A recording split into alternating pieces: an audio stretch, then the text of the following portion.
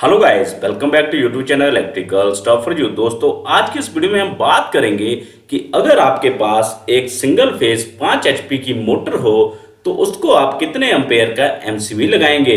दोस्तों, अक्सर जो भी हमारे ट्यूबवेल होते हैं जिससे हम सिंचाई का काम करते हैं, वहां पर हम 3 एचपी या 5 एचपी की मोटर ही लगाते हैं जो कि सिंगल फेज की होती है। तो उसमें हमें कितने एम्पेयर का एमसीबी लगाना है, ये हमें कैसे पता लगेगा। आज के इस वीडियो में हम इसी के बारे में डिटेल में बात करेंगे। तो चलिए दोस्तों, वीडियो को शुरू करते हैं। तो दोस्तों, सबसे पहले हमें 5 एचपी मोटर का फुल लोड करंट निकालना पड़ेगा। अगर हमें पता करना है कि हमें कौन सा एमसीबी लगाना है, तो हमें कैसे पता करना है। तो आपको पता है कि जो हमारी मोटर की कैपेसिटी है वो 5 एचपी की है। अब दोस्तों, आपको पता है कि हम इलेक्ट्रिकल फॉर्मूलाज में एचपी ना यूज करके वाट या किलोवाट यूज करते हैं। तो पहले हमें एचपी को वाट में कन्वर्ट करना पड़ेगा।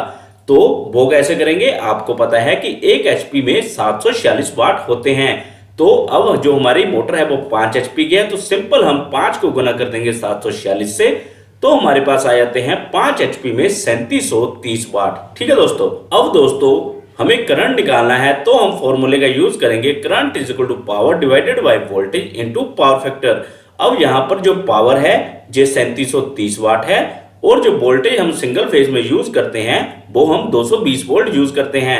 और जो दोस्तों जो पीएफ है ये पावर फैक्टर है, जो कि मोटर के केस में हम 0.8 मान के चलते हैं।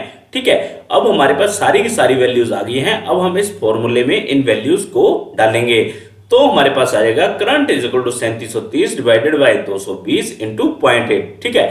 अब हम जब इस फिगर को कैलकुलेट करेंगे, हमारे पास आ जाएगा जो कि 5 एचपी की मोटर करंट लेती है, तो वो आ जाता है 21.19 एम्पेयर। ठीक है। अब हमें ये पता लग गया कि जो हमारी 5 एचपी की मोटर है वो 21.19 एम्पेयर लोड लेती है। ठीक है दोस्तों। अब दोस्तों, हमें 21.19 में एक्स्ट्रा सेफ्टी फैक्टर वाला करंट जरूर ऐड करना है। दोस्तों, इलेक्ट्रिकल के फॉर्मूलाज में हमें एक्स्ट्रा सेफ्टी फैक्टर जरूर मान के चलना होता है। तो हम 21.19 का 25% जरूर निकालेंगे। अब इसे निकालने के लिए हम सिंपल करेंगे क्या, 21.19 को गुना करेंगे 0.25 से, जिससे हमारा सेफ्टी फैक्टर वाला करंट निकल जाएगा, जो कि आता है 5.29 एम्पेयर। ठीक है। अब दोस्तों, हमारे पास 5 एचपी मोटर का करंट भी आ गया और सेफ्टी फैक्टर वाला करंट भी आ गया है। अब हम इन दोनों को ऐड कर देंगे। ठीक है। जब हम इनको ऐड करेंगे, हमारे पास टोटल करंट आ जाता है 26.48 एम्पेयर, जिसे हम अप्रोक्स 26 एम्पेयर मान के चलेंगे। ठीक है। अब हमें पता चल गया कि जो हमारी 5 एचपी की मोटर है वो फुल लोड करंट लेती है 26 एम्पेयर।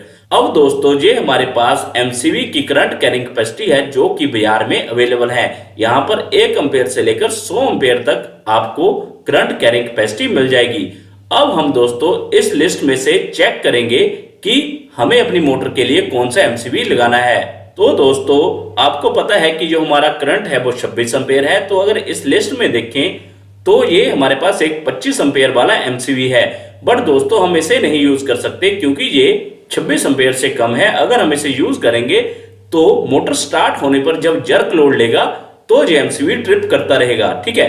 तो हमें 32 एम्पेयर वाला एमसीबी अपनी मोटर के लिए चूज करना पड़ेगा। तो दोस्तों, यहां से हमें क्लियर हुआ कि हमें 5 एचपी की मोटर के लिए 32 एम्पेयर का एमसीबी लगाना है। दोस्तों, इस प्रकार से आप किसी भी कैपेसिटी की मोटर के लिए निकाल सकते हो कि आपको उसके अक्रॉस कितने एम्पेयर का एमसीबी यूज करना चाहिए। दोस्तों, वीडियो इन्फॉर्मेटिव लगा हो तो लाइक और शेयर जरूर करें, और ऐसी और वीडियोस के लिए चैनल को सब्सक्राइब जरूर कर लें। Thank you guys.